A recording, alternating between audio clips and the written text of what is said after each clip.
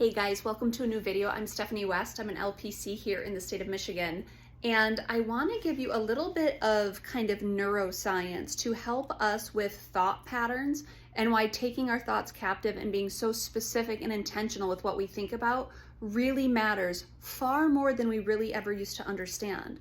But as we understand more about how the brain works, this is a piece of information that's so helpful about why disrupting hard thought patterns is so essential. So up on the board here, I have what represents just the thoughts that are running for us.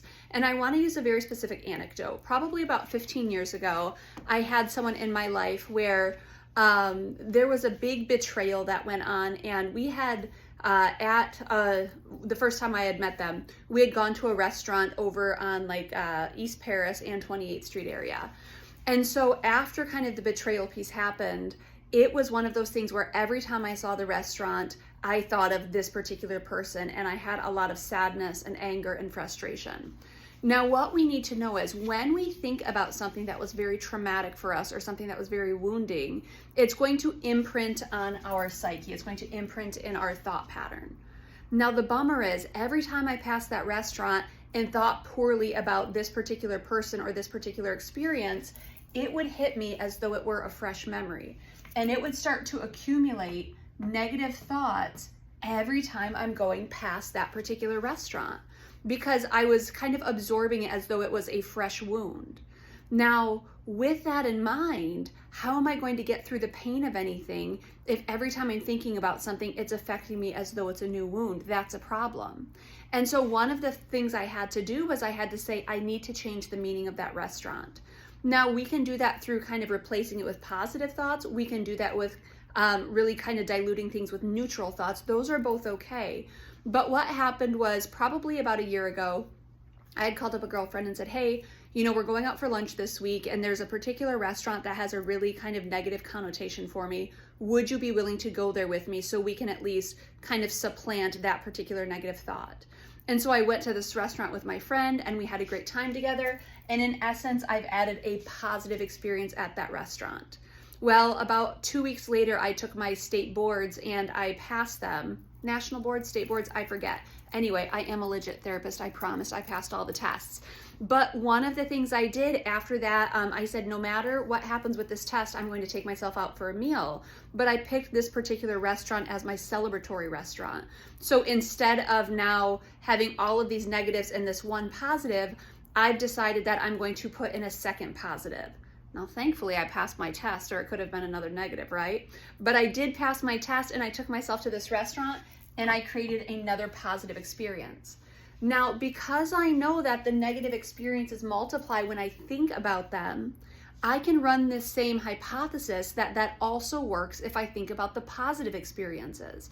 And so now as I'm passing this restaurant, because I started passing it 2 or 3 times a week as I would go to our office that was in Grand Rapids here, as I would pass it, instead of thinking about the negative, I made sure I reminded myself about the positive. So I would say, oh, that's where you went with your friend, or that's where you went after you had your licensing test and it went well and you went there to celebrate. And then over, the next couple months, I went to that restaurant a few more times.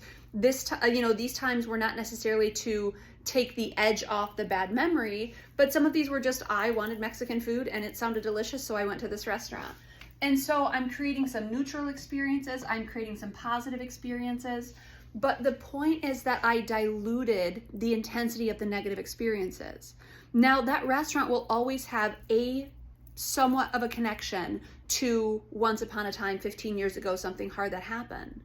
But I've diluted the intensity of it because I've gone back again and again and created neutral and positive experiences. And when I drive by there, I think about the neutral and positive experiences. And in doing that, what I've done is I've brought some sort of kind of equilibrium to that particular restaurant.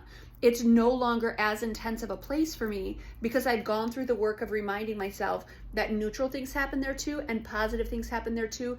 And every time I drive by, I don't sit in the negative. We might think that this is kind of, pseudoscience, or what does it matter if I think about the negative pieces?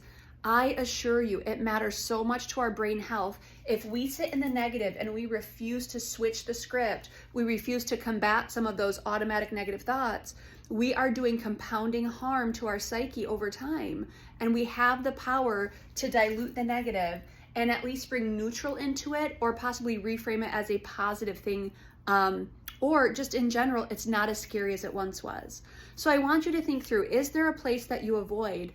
Are there things about this place that you can think differently about it? Can you go revisit this place and create new experiences? Is that possible? I assure you, brain science tells us it is. So I want you to consider, what might that look like in your story?